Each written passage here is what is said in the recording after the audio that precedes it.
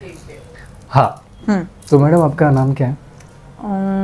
आप जो चाहे वो रख सकते हो मेरा नाम। हाँ, वैसे बहुत सारे लोग कुछ अलग अलग कहते हैं। देखो जैसे कि मम्मी पापा ने एक अलग नाम रखा था। हाँ। वो मुझे पसंद नहीं था। हाँ। तो खुद का एक नाम है। क्या बात कर रहे हैं? आर्टिस्ट नेम एक है। और फिर आर्टिस्ट नेम जो है वो कोई लोग अलग से प्रोनाउंस करते हैं। मतलब कोई लोग मुझे अलग से कुछ बोलता है, फिर मुझे जाके पता चलता है अच्छा ये भी नाम है।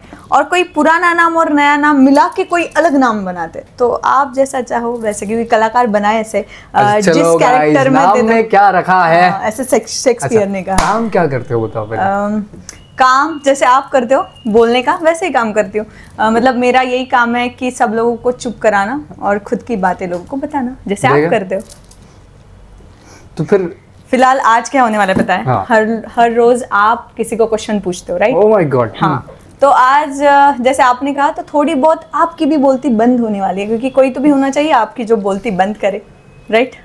तो मेरे को तो पहले से एक्सपेक्टेड है। बोलती बंद होने वाली। तो इन सारी चीजों पे से जैसे कि आपको पता चल ही गया होगा कि इनका नाम क्या है, नहीं पता चला। एंड में देखेंगे तभी तो लोग सब देखेंगे। हाँ, और काम भी नहीं पता चला। मतलब बातें तो सारी कर ली पर नाम और काम पता नहीं चला। यस। क्योंकि एक शब्द में बता नहीं सकते वाह। कि काम क्या है। नाम तो एक हो सकता है पर क्या एक इंसान के बहुत सारे काम हो सकते हैं? तो answer is Vidula in front of us in Chhatrapati Sambhajinagar. Thank you. वैसे यही पे पले बड़े ना? हाँ, यही पे। बचपन तो यही गया है। तो हूँ मैं वैसे मराठी गर्ल, तो छत्रपति संभाजीनगर की। अक्सर सब लोग कहते हैं कि ये पूना से है, पूना से नहीं। ये पैक आपको पता नहीं क्या क्या कैरी करता है, तो बने रहिए इस पॉडकास्ट में, आपको सारी चीजें पता चल जाएगी।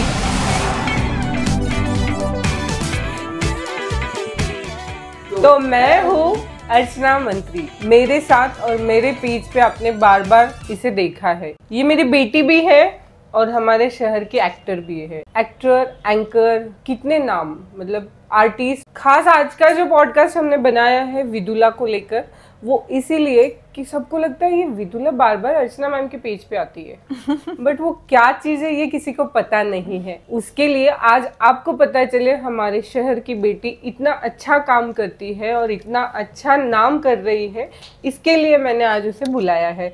सो वेलकम विदुला आजच्या आपल्या पॉडकास्टमध्ये। थोडंसं मराठी। आणि तू तुझ्या इतक्या बिझी शेड्यूलमध्ये उसे कभी भी आप कॉल करो, मतलब मैं कभी भी कॉल करूँ, वो किसी भी चीज के लिए मुझे कभी भी नहीं बोलती। Vidula need help, Vidula script चाहिए, विदुला कुछ तो रील के लिए कंटेंट चाहिए, विदुला एंकरिंग करना है, विदुला शूट करना, कुछ भी बोलो उसका एक ही जवाब होता है, हाँ मॅम। कधी करायचा तुम्ही सांगा, हाँ मॅम करते हैं ना, कधी करायचा सांगा। तर अशा ह्या गोड आणि गुणी मुलीला सोडून मी पॉडकास्ट नाही करू शकत। त्यामुळे परत एकदा विदुलाचा थँक्यू। बिझी शेड्यूल मध्ये आली तू, आणि आता तिचा इंट्रो थोडासा आपण तिच्याकडनं घेऊया, कारण तुम्हाला ते माहिती पाहिजे की तो किती मोठा आहे। माझ्या शब्दात किंवा आरजेच्या शब्दात तुम्हाला तो कळणार पण नाहीये। तर विदुला प्लीज एकदा तू तुझा इंट्रो दे। Thank you once again. खरं तर तुम्ही जे काही नवीन पॉडकास्ट सुरू केलंय खूप सुंदर आहे। म्हणजे ही कन्सेप्टच मुळात मला खूप आवडली, कारण तुम्ही एक मेकअप आर्टिस्ट आहात, तुम्ही खूप छान फॅशन डिझायनर आहात, सगळ्यांनीच बघितलं। पण नेहमी जेव्हा आम्ही इथे बसतो या चेअरवरती मेकअप करण्यासाठी, आणि जेव्हा तुम्ही मेकअप करत असतात, तर ॲज अन आर्टिस्ट तुमच्या डोक्यामध्ये इतकं काय काय चाललेलं असतं, आणि ते आता एका कॅनव्हासवरती उतरताना मी बघतेय। त्याच्यामुळे मला खूप आनंद झाला, आणि मला याचा छोटासा भाग होता येतो, त्याच्यामुळे खूप आनंद होतो। आणि जसं तुम्ही म्हणालात की हाँ माझी एक ओळख आहे की हाँ शी इज एन एंकर, बट बहुत कम लोगों को पता है कि मैं थिएटर आर्टिस्ट पहले हूँ, एंकर बाद में हूँ। मैं ऑलमोस्ट 2 से 3 सालों से एक शो ऑलरेडी होस्ट कर रही हूँ, जो आपको सभी को पता है, एक मराठी टीवी चैनल है, उस पे ऐसे बहुत सारी चीजें जो मैं एंकरिंग से पहले कर, बट एंकर में बाद में बहुत लोगों को पता नहीं है, जो हम अभी बता रहे हैं कि विदुला क्या क्या करती है और कर चुकी है। एग्जैक्टली। सो मेकअप मला करायला प्रचंड आवडतो, म्हणजे मेकअप करून घ्यायला पण आवडतो, मेकअप करायला पण आवडतो, बट मला मेकअप करता येत नाही कोणाचा. नहीं, इतना सुंदर करती है वो, खुद का भी मेकअप बहुत सुंदर करती है वो, ये गलत बात है. अभी ये उसने खुद का क्रिएशन है, मैंने नहीं किया है आज का मेकअप उसका. सो आपसे, आप लोगों से ही बहुत कुछ सीखती हूँ. साथ ही साथ ऐसी बहुत सारी चीजें जो मुझे करना पसंद है. बहुत कम लोगों को पता है कि मैं इंजीनियर, कहते हैं ना कि इंजीनियर कुछ भी चीजें इजीली कर पाते हैं, तो ये थोड़ी बहुत चीजें सिंपल है. इंजीनियर हूँ फर्स्ट एंड देन आर्टिस्ट भी हूँ साथ ही साथ में. बहुत सारी चीजें करना मुझे पसंद है. बेसिकली मुझे बिजी रहना पसंद, तो उसके अकॉर्डिंग जो भी चीज अलग अलग करती हूँ, एक्सपेरिमेंटल चीजें करती हूँ, पसंद है सब कुछ करना. सही है. अभी ना थोड़ा सा हम इस पे फोकस करेंगे कि आपकी मूवी आके गई है, तो प्लीज जरा वो बताइए हमारी ऑडियंस को. बहुत लोगों को पता नहीं है कि मूवी में भी लीड रोल किया है आपने. एग्जैक्ट. जिद्दारी एक मराठी मूवी है, जो एक स्त्री की, एक लड़की की संघर्ष गाथा जैसे है. और वो स्क्रिप्ट बहुत अच्छी है. मूवी 2022 में आई थी, अच्छा खासा सब लोगों तक पहुंची, और मुझे बहुत अच्छा लगता है कि बस छत्रपति संभाजीनगर नहीं, पूरे महाराष्ट्र में ये रिलीज हुई थी. और यहाँ से ज्यादा मुझे पूना, आप कह सकते हो अंबेजोगाई होगा, लातूर होगा, मतलब ऐसे बहुत सारे शहर है, हाँ, वहां से बहुत प्यार बहुत ज्यादा प्यार मिला. बट कभी कभार ऐसा लगता है कि छत्रपति संभाजीनगर से बहुत कम प्यार मिला. उसकी वजह भी मैं हो सकती हूँ शायद, क्योंकि मैं शहर में कम रहती हूँ और शहर के बाहर ज्यादा रहती हूँ, शहर के लोगों तक नहीं पहुंची है. एग्जैक्टली. इसीलिए आज मैंने कोशिश की है कि विदुला अपने शहर के लोगों तक, अपनी लोगों तक पहुंचे, इसीलिए आज का ये पॉडकास्ट था. साथ साथ में अभी नेक्स्ट आपके क्या आ रहे हैं प्रोग्राम्स, उस पे थोड़ा सा. नेक्स्ट प्रोजेक्ट है मेरा नाद, एक मूवी है जो अभी 2025 में आएगा. उसके भी सॉन्ग्स बहुत ज्यादा बढ़िया है. जो फर्स्ट मूवी था उसके सॉन्ग आपको पता होगा, आदर्श शिंदे और स्वप्नील बांदोडकर, राधा ही बावरी सगळ्यांनाच माहिती आहे. आणि स्वप्नील ऍक्च्युअली माझा क्रश आहे स्वप्नील बांदोडकर, आणि खूप छान गोष्ट आहे. मी यासाठी सांगेल ती की मी बरोबर मी खरंच यासाठी सांगेल की स्वप्न बघावी माणसांनी. म्हणजे माझं असं होतं की मला एकदा फक्त स्वप्नील बांदोडकरला असं बघायचंय लाईव्ह परफॉर्म करताना. पण जेव्हा मला कळालं टीव्ही म्हणजे युनिट मधनं की तुला माहिती आपल्या मूवीचं गाणं कोण गाते, तर मी असे 3-4 नावं सांगितली. जेव्हा त्यांनी मला सांगितलं की स्वप्नील बांदोडकर हे तुझ्या गाण्यासाठी गाणार आहे, त्या दिवशीचा दिवस मी आजही आठवला तर मला प्रचंड आनंद होतो. म्हणजे ते एक स्वप्न होतं माझं. आणि चला उद्याला जेव्हा मी गेले होते तर तेव्हा सुद्धा ते एक्झॅक्टली माझ्या बाजूला बसले होते. तर पूर्ण मी पाहिलं होतं, तो शॉट मी पाहिला होता की ही कशी बसली होती, कशी मटकत होती, ते मी पाहिला होता. एक्झॅक्टली. सगळ्यांचं लक्ष होतं त्या शो कडे, कारण त्या दिवशी बरीच मंडळी आली होती, मोठी मोठी दिग्गज. बट माझं सगळं लक्ष स्वप्नील बांदोडकर कडे होतं की बस एक क्षणाला त्यांनी मला विचारलं पण आर यू फाईन, मी म्हटलं हा, म्हणजे मी काय बोलणार ना, मला इतका आनंद झाला. सो अशा बऱ्याच गोष्टी आहेत या प्रवासात होतात. त्या स्वप्नांवरनं मला असं एक विचारायचंय तुला की तू लहानपणापासूनच असं काही विचार केला होता की या इंडस्ट्रीमध्ये घुसायचंय तुला, या ऍक्टर व्हायचंय, असं काही आधीपासूनच विचार केलाय? हा, म्हणजे मला आठवतं वयाच्या 5व्या वर्षापासून माझे बरेचसे असे नातेवाईक होते की जे छान नाटक वगैरे त्याला आवड होती. तर मग असं होतं की जायचं आपल्याला करायचंय. तर पहिलं नाटक मी माझ्या वयाच्या 5व्या वर्षी केलं. आणि तेव्हा काय असं बालनाट्य, बालनाट्यात, पहिल्या बालनाट्यात तेव्हा काम केलं. मग तेव्हापासून असं ठरवलेलं की मला प्रॉपर इकडेच काम करायचं. पण आई बाबांचा हट्ट असा होता की डिग्री पाहिजे आणि काहीतरी छान प्रोफेशन तू निवड आणि मग हे सायमल्टेनियसली असलं पाहिजे. म्हणून मग मी इंजिनिअरिंग केलं माझं कम्प्लीट. डिग्री हा पार्ट प्रत्येक आई वडिलांचं असतंच की तुम्ही सेकंडरी हे करा, पण एज्युकेशन हे हातात ठेवा. त्यांच्या जागी तेही बरोबरच आहेत. त्याचसोबत तू आतापर्यंत किती नाटक केलेत? मी थिएटर जवळपास 2014, म्हणजे मी जसं सांगितलं मी लहानपणापासूनच करते, पण 2014ला जसं माझं 10th मी पास आउट झाले त्याच्या आधी मी बऱ्याचशा स्पर्धा केल्या होत्या राज्यनाट्याच्या असतील, बाल राज्यनाट्य. मग त्यानंतर मी खऱ्या अर्थाने एक टीम आहे खूप छान संभाजीनगरचीच, तर त्या टीम सोबत जोडल्या गेले विवेकानंद कॉलेजमुळे. मग विवेकानंद कॉलेज पासून जो माझा प्रवास सुरू झाला त्यानंतर मी माझी प्रॉपर इंजिनिअरिंग केली. इंजिनिअरिंग मध्ये असताना ज्या इंजिनिअरिंगच्या काही स्पर्धा असतात, सगळ्यांनाच माहिती आहे फिरोदिया वगैरे, तिकडे पण काम करण्याचं मला संधी मिळाली. फिरोदिया बद्दल थोडंसं एक्सप्लेन कर. खरं नसेल माहिती, कारण मला तर नाही माहिती काय फिरोदिया. खरं तर ज्या आर्टिस्ट आहेत ज्यांना खरंच पुढे काही करायचं त्यांना हे फायदा होईल. सगळेजण असं म्हणतात ना की तुम्हाला जर आर्टिस्ट बनायचंय तर तुम्ही मोस्टली BA करा किंवा आर्ट मध्ये करा, या फील्ड निवडा. तर असं काही नसतं. म्हणजे ह्या गोष्टी मोडणाऱ्या अशा बऱ्याचशा स्पर्धा असतात, जसं फिरोदी आहेत, पुरुषोत्तम आहे, अशा बऱ्याचशा मोठ्या मोठ्या स्पर्धा असतात. थोडक्यात त्या स्पर्धा आहेत आणि त्या आपण एकाच प्लॅटफॉर्मवरती म्हणजे एकाच स्टेजवरती एकाच रंगमंचावरती जवळपास 32 पेक्षा जास्त कला तिकडे सादर करतात. तर त्याचा आपल्याला एक छान भाग होता येतं. तर त्या पण गोष्टी बऱ्याचशा माझ्या या जीवनात आल्या. आणि मला आनंद असा होतो की जसं तुम्ही म्हणालात की डिग्री असायला पाहिजे, आणि मला त्याचा माझी प्रचिती तेव्हा आली जेव्हा मी पास आउट झाले आणि लॉकडाऊन. सो तेव्हा as a power BI developer म्हणून मी काम करत होते. आणि म्हणून आपण म्हणतो ना की माइंड स्टेबिलिटी, कारण सगळं जग थांबलं होतं. तर तेव्हा मला त्या गोष्टीचा फायदा झाला. आणि अजूनही होतो. म्हणजे डिग्री असणं फार गरजेचं आहे. बाकी तर मग कला काय थांबत नाही. ते आपण जितकं विचार करू तेवढी ते चालूच राहणार. ते तर आहे. आणि त्याचसोबत तुला पहिली मूवी कशी मिळाली तुझी? हा, पहिल्या मूवीची पण एक खूप छान इंटरेस्टिंग स्टोरी. कारण सगळेजण म्हणतात जेव्हा आपण थिएटर करतो तेव्हा आपण मूवी करणारच नाही, असं बऱ्याच लोकांचं मत असतं. आता ते मत बऱ्याच लोकांचं बदललंय, कारण सोशल मीडिया इतकं वास्ट झालाय, सगळे रील्स बनवतात, सगळ्यांना स्टार व्हायचं. पण जेव्हा मला आठवतं की 2017-18ची गोष्ट आहे, एक डम डान्सर नावाचं मी एक 2 अंकी नाटक करत होते. त्या नाटकात माझे डिरेक्टर आहेत अमोल दादा, त्यांनी मला पाहिलं होतं. तर त्यात असेच होते 2 कॅरेक्टर होते. ती पहिल्या अंकात वेगळं कॅरेक्टर होतं आणि दुसऱ्या अंकात. तर मग त्यांना वाटलं की कदाचित माझ्या चित्रपटाची सुप्रिया हीच असावी, म्हणून मग त्यांनी मला विचारलं. प्रॉपर ऑडिशन प्रोसेस झाली, कारण माझ्यासोबत बऱ्याचशा मुली होत्या ऑडिशनसाठी. एक प्रॉपर ऑडिशन प्रोसेस झाली. त्यानंतर त्यांनी मला सांगितलं, एक स्केच होतं की माझी सुप्रिया मला अशी हवी आहे, तिचे गाल वगैरे असे जरा म्हणजे थोडी जाड, कारण ती बऱ्यापैकी शेतातल्या वातावरणातली अशी हवी आहे. परत ती थोडीशी टॅन होती, तर तशा फेसची हवी आहे. तशी मी खूप गोरी नाहीये, पण त्यांना जी हवी होती जरा टॅन अशी हवी होती. मग त्याच्यासाठी काय, तर त्यांचं वर्कशॉप होतं. मला तेव्हा ढोल वाजवता येत नव्हता. तर मग मी तिकडे जाऊन काही दिवस असं गावामध्ये म्हणजे जे सांगतात ना सगळे आर्टिस्ट, तर त्याच प्रकारे जरी तुम्ही आर्टिस्ट असाल तर ते एक मजा असते, ती प्रोसेस आहे पूर्ण. जशी नाटकाची प्रोसेस असते तशीच चित्रपटाची पण एक खूप मोठी प्रोसेस आहे. तर ते प्रोसेसमध्ये मग मला हळूहळू कळायला लागलं की ओके असं अशा पद्धतीने आहे. त्याआधी मी एक शॉर्ट फिल्म केली होती जिला नॅशनलला नॉमिनेशन होतं, कल्पना नावात. तर त्यामुळे बराच अनुभव होता माझ्या पाठीशी की स्क्रीन कशी असते. कारण याच्यामध्ये खूप तफावत आहे. जेव्हा तुम्ही थिएटर आर्टिस्ट आहात आणि तुम्ही एखाद्या स्क्रीनसाठी ऍक्टिंग करत आहात, त्यामध्ये फार तफावत आहे. तुमच्या इमोशन्स पण तुम्हाला कंट्रोलमध्ये ठेवावे लागतात, ज्या की स्टेजवर तुम्ही मांडू शकता.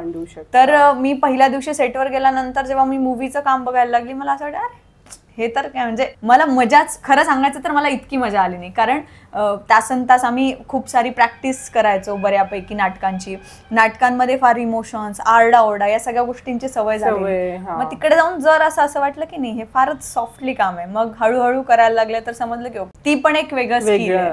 मग असं बऱ्याचशा गोष्टी त्याच्यामुळे शिकायला, आणि अशी मला पहिली मूवीचा प्रवास माझा सुरू झाला. तुझ्याशी बोलत असताना आणि आम्ही ज्या क्षेत्रात काम करतोय ऍज अ मेकअप आर्टिस्ट, माझं काम म्हणजे मी खूप मॉडेल्स लोकांच्या संपर्कात येते. आणि असं मला जाणवतं की त्यांना पुढे इंडस्ट्रीत जायचं आहे, फिल्म इंडस्ट्रीत जायचं आहे, त्यांना तिकडे जाऊन काहीतरी करायचंय. तर त्यांची पहिली प्रायोरिटी असते की कुठला तरी मेकअप आर्टिस्ट शोधूया, मग शूट करूया. तिथून मग ते वेस्टर्न वरती जातात, म्हणजे वेस्टर्न बोल्ड शूट केल्यानंतर मग काहीतरी होईल. मग पुढे जाऊन ते कुठेतरी कन्फ्यूज होतात, म्हणजे मिसगाईड होतात म्हणा, किंवा मग त्या बॅक येऊन जातात. तर थोडंसं ना गायडन्सच्या दृष्टीने, आजकालच्या मुलींना गायडन्सच्या दृष्टीने कसं जायला पाहिजे यावर तू थोडंसं बोल.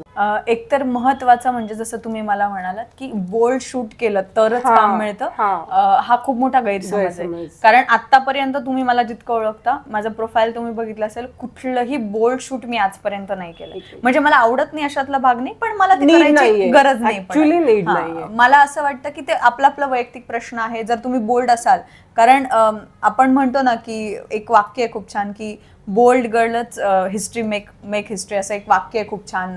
प्रियंका चोपडा यांचं वाक्य आहे की बोल्ड गर्लच हिस्ट्री बनवतात. बट कपड्यांवर नसतो ना. एक्झॅक्टली, बोल्डनेस हा कपड्यावर नकोय, तुमच्या कृतीमध्ये. मग कृतीमध्ये नक्की काय, तर तुम्हाला ज्या क्षेत्रात जायचं त्याची तुम्हाला नॉलेज असलं पाहिजे. नॉलेज, एक्झॅक्टली नॉलेज काय, तर आता तुम्ही डिसाईड करताय की मला फिल्म करायची आहे, मग फिल्मसाठी तुमच्याकडे काय असलं पाहिजे, तर बऱ्याचशा मूवीजचं नॉलेज असलं पाहिजे.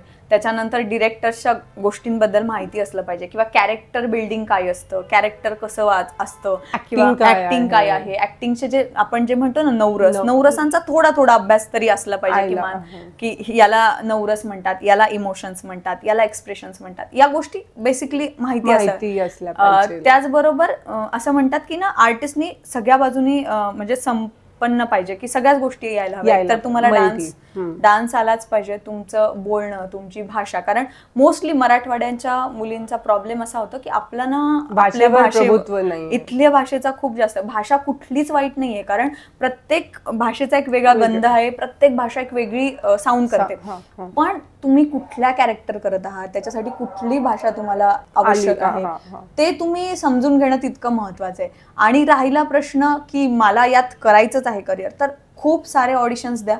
जेन्युअन ऑडिशन्स पण आतापर्यंत आहेत. जर तुम्ही जेन्युअन मार्गाने गेला ना तर तुम्हाला कधीच प्रॉब्लेम, म्हणजे मला तरी आतापर्यंत नाही आला प्रॉब्लेम. आपल्या नावाला सगळी जेन्युअन लोकच येतात जे आपल्याला प्रॉपर गाईड करतात. पण ह्या बेसिक नीड्स आहेत की तुम्ही ह्या करणं. आणि आत्ताचं जर म्हणाल तर आत्ताची टार्गेट्स आणि आत्ताची गणित फार वेगळी आहेत. म्हणजे सोशल मीडिया तुमचं फार चांगलं असलं पाहिजे, तुम्ही काहीतरी कंटेंट बनवला पाहिजे. पण कंटेंट बनवताना मुलींना स्पेशली मला एक खूप गोष्ट सांगावीशी वाटते की कुठेही आपण प्रदर्शन होऊ नये याची आपण प्रत्येक मुलींनी काळजी घ्या. हा प्रत्येकाचा वैयक्तिक प्रश्न आहे, कारण फॅशन आहे, या सगळ्या गोष्टी आहेत, पण तरी सुद्धा या गोष्टी म्हणजे ती त्या वेळेची गरज आहे का हे आधी बघितलं पाहिजे, मला तरी असं वाटतं. आणि डेफिनेट जर फक्त बॉलिवूडच्या किंवा हॉलिवूडच्या हिरोईन्सला तुम्ही कॉपी करून जर तुम्ही प्रदर्शन करता आहे तर ते कुठेतरी चुकीचं आहे. मला कशामुळे असं वाटतं, कारण त्यांना तिकडे प्रदर्शनाचे पैसे मिळतात करोडोनी, आपण फ्रीमध्ये करतोय. आणि तुमच्या त्या पिक्चर्सचं म्हणा, त्या गोष्टींचं म्हणा, कोण कशा दृष्टीने पैसा कमवतोय हे आपल्याला माहिती नसते ना. मला एवढंच म्हणायचं. आणि त्याचसोबत अजून एक गोष्ट, तू आता 2 मूवीज केल्या आहेत, एक शॉर्ट फिल्म केली आहे, खूप सारे नाटक केलेले आहेत, आणि त्याचसोबत भरपूर काही केलेलं आहे, अँकरिंग करते, खूप ठिकाणी जाते. मग जायच्या आधी तू समोरच्या व्यक्तीला काय काय डिमांड करते? एकतर आपण आपल्या गोष्टींबद्दल क्लिअर असावं की मला या जगामध्ये कुठल्या गोष्टी आवडतात, कुठल्या गोष्टी मला आवडतच नाही, या गोष्टी मला चालतच नाही, या गोष्टींबद्दल आपण क्लिअर असलं तर समोरची व्यक्ती त्याबद्दल आपल्याला डिमांड करत नाही. दुसरी गोष्ट, आपला कम्फर्ट सर्वात इम्पॉर्टंट आहे. म्हणजे आता सगळेजण मला तेच प्रश्न विचारतात, जसं तुम्ही विचारलं, आज तू आम्हाला नाशिकला दिसते, उद्या वेगळ्या शहरात दिसते, हे कसं तू मॅनेज करतेस? हे मॅनेज करण्याच्या मागे एकच गोष्ट आहे, मी जेव्हा समोरच्या व्यक्तीला सांगते की मी तुमच्या इकडे येणार आहे, तर दादा तुम्ही माझ्या या डिमांड ज्या आहेत त्या फूड, अकोमोडेशन, माझं राहण्याची एक चांगली व्यवस्था, जिथे मी एकटी स्त्री चांगली सोबत व्यवस्थित राहू शकते. आणि जसं मी तुम्हाला म्हणाले की तुम्ही जर जेन्युअन मार्गाने सगळ्या गोष्टी करत असले ना तर आपोआप समोरची व्यक्ती जुळते आणि ते निगेटिव्ह असतो तो पार्ट आपोआप निघून जातो आपल्या लाईफ मध्ये. आणि तेच आहे की तुम्ही फोकस्ड असले तुमच्या कामावर. बेसिकली आता काम आपण ठरवायचं की आपण कशावर फोकस ठेवायचा. माझं काय काम आहे, तिकडे जाऊन मला माईक आणि माझी जी प्रेक्षक आहे त्यांच्याशी संवाद साधायचा. मग माझ्यासाठी सगळी दुनिया ब्लर असते, माझ्यासाठी माझे प्रेक्षक आणि माझा माईक एवढंच. हा माझा फोकस क्लिअर असल्यामुळे या बाकीच्या गोष्टींमुळे कधी प्रॉब्लेम आतापर्यंत तरी नाही झाला की मला असंच पाहिजे आहे. मी हा प्रश्न कशामुळे विचारला, शूट करताना परत तेच खूप साऱ्या येतात मुली आमच्या संपर्कात, आणि असं असतं की म्हणजे माझा जो एक्सपिरियन्स आहे, अगदी 200-300 पण फॉलोअर्स नाहीयेत आणि त्यांना यायचं आहे यापर्यंत, ते आमचा प्रोफाईल बघतच नाहीत कधी. म्हणजे आम्ही किती सिनियर आर्टिस्ट आहोत, आम्ही काय आहे हे कोणीच नाही बघत. मग त्यांचे ही मॅम कॉस्ट्यूम क्या है आपका, मैम ज्वेलरी क्या पहनाओगे, मैम हील्स भी आप देने वाले हो क्या, मैम कितना टाइम लगेगा, मैम फोटोग्राफर कौन है. और लिटरली त्यांना जर ते आवडलं नाही ना तर त्या पोस्ट पण नाही करत. तर मी याच्यासाठी म्हणतेय की जेव्हा तू काम करते फ्लोअरवर उतरून, तेव्हा तू तुझ्या अँगलनीच ते काम बघते का समोरच्या डायरेक्टरच्या किंवा त्या लोकांच्या अँगलनी बघते? तुला जरी ते काम त्यावेळेस ते कॅरेक्टर नाही आवडलं किंवा ती ड्रेसिंग नाही आवडली तर तू असं म्हणते का ये डालो मत, ये पोस्ट मत करो? नाही, माझं तर वैयक्तिक मत आहे असं. म्हणजे मी ना फार मेकअप आर्टिस्टवर आणि मी डिरेक्टर आर्टिस्ट आहे असं म्हणायला हरकत नाही. कारण माझं म्हणणं असतं की विदूला प्रत्येक वेळेस जेव्हा तिचं काम करेल ना ती विदूलाच दिसेल, पण जेव्हा ती ऍज अ मेकअप आर्टिस्टच्या हातात, आता माझा चेहरा तुमच्या हातावर गेला तर ते तुम्ही वेगळ्या अँगलनी मे बी मला डेकोरेट करू शकता. त्याच्यानंतर जर मी डिरेक्टरची आर्टिस्ट असेल तर त्यांनी मला जसं सांगितलं तसं जर मी वागले तर ते कॅरेक्टर मे बी त्यांच्या अँगलनी होईल आणि तो नेक्स्ट पार्ट असेल की चांगलं होईल की नाही. बट आधी तुम्ही पूर्ण सोपून द्या, कारण कला त्यालाच म्हणतात. मी जर असं नाही केलं ना तर मे बी कदाचित व्हेरिएशन्स आणि तुमच्यातले व्हेरिएशन्स निघणार नाहीत ना. तुम्ही या लुक मध्ये किती कसं दिसताय ते पण तुम्हालाही नाही कळणार ना. आणि इन शॉर्ट असं की कम्फर्ट झोन पाहिजे लोकांना, तर त्याच्याबद्दल कसं तुला वाटतं? कम्फर्ट तर म्हणजे मी तुम्हाला जसं म्हणाले ना की आर्टिस्ट असेल तर कम्फर्ट या शब्दाचा दूरपर्यंत थोडाफार ते संबंध नसतो. जसं मला आल्या आल्या अर्जननी पण विचारलं मग तुम्ही कसं मॅनेज करता, तर झोप होते का, तर नाही. पण हा मॅनेजमेंट आपल्याकडे ते स्किल पाहिजे की ओके मी या वेळेत नाही तर मी या वेळेत मॅनेज करेल.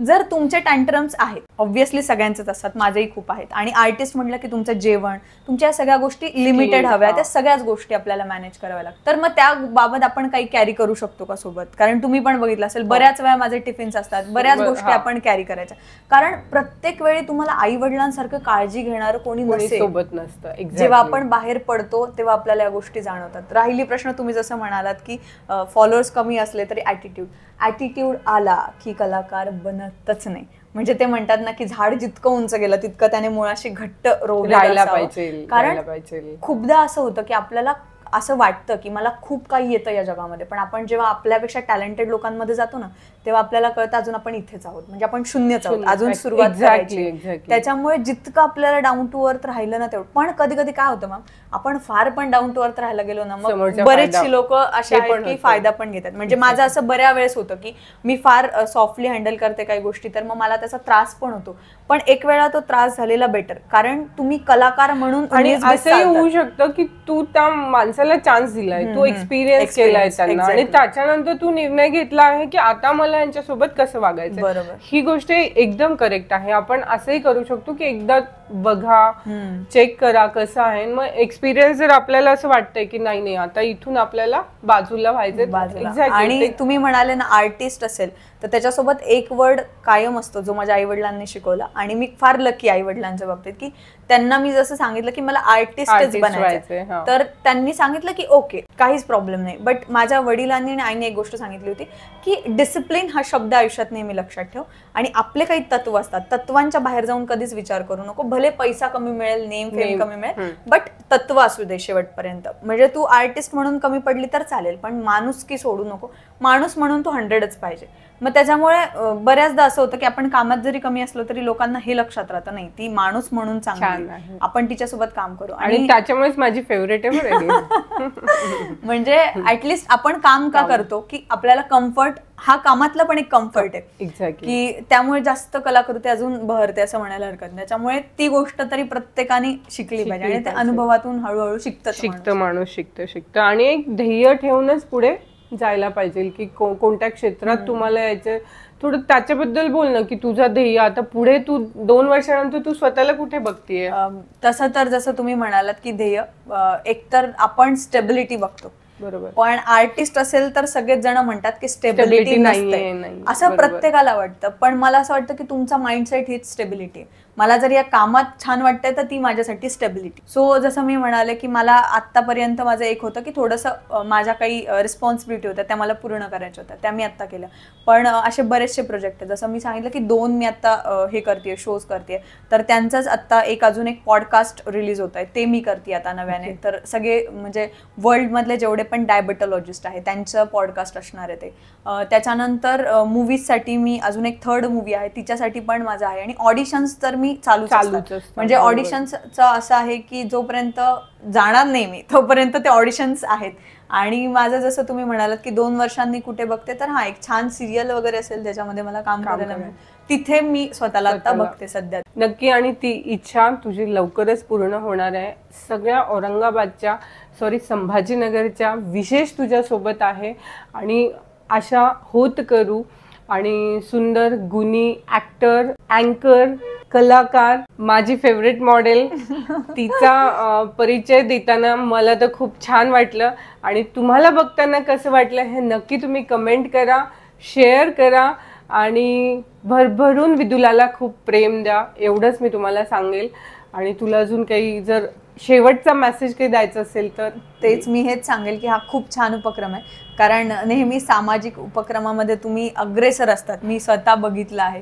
आणि एक असतं ना की फक्त बोलत नाही तर मी माझी एक लिस्ट आहे, जिद्दारी गर्ल्स मी असं म्हणते, माझ्या लाईफच्या काही जिद्दारी गर्ल्स आहेत, त्यातल्या तुम्ही एक आहात. त्याच्यामुळे तुमची अशी जिद्द नेहमी असू द्या. आणि पॉडकास्टला पण खूप खूप शुभेच्छा, तुला पण खूप शुभेच्छा, असं छान छान कंटेंट अजून मिळेल आम्हाला सगळ्यांना. RJ विक्रमला खूप शुभेच्छा विदुलाने दिलेल्या आहेत आणि तसाच तो मला खूप सपोर्ट करणार आहे पुढे सुद्धा. सो RJ विक्रमला माझ्याकडनं पण खूप खूप शुभेच्छा, मी ऐकत असते. आणि आज प्रत्यक्षात तुला भेटले, छान वाटलं, भेटूया, छान छान काम करूया. आणि तुम्हाला पण खूप शुभेच्छा, लवकरच एक छान मेकअप पण करूया. नक्की करूया. आणि तुमचा पण लवकरात एक पॉडकास्ट होऊन जाऊ द्या, आम्हालाही मजा येईल तुमच्या पॉडकास्ट. मला कोणी बोलवलं तर. ओके, नेक्स्ट आपका. Yes RJ, bye, thank you, bye.